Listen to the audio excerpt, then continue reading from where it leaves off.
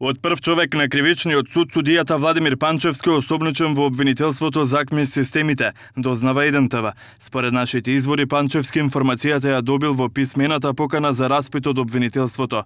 Панчевски во Скопското обвинителство ќе одговара на прашањата на 20 обвинители околу АКМИ системите во Кривичен. Тој не е единствениот кој ќе одговара на обвинителските прашања, но како што и претходно објави 1ТВ, има само еден осомничен во постапката на ОЈО Скопје.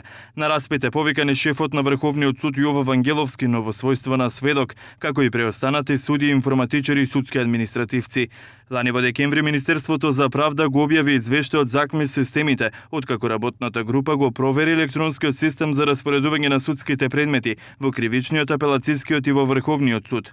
Во извештајот меѓу другото се наведе дека во Кривичен 860 предмети не биле доделени на судија. Скопското обвинителство располага со докази од Скопска единица, СЈ и од Судскиот совет. Неофицијално укажува дека во Кривичен имало пракса предмети да се делат на рака наместо електронски, по парав на тогашниот претседател на судот на подобните судии.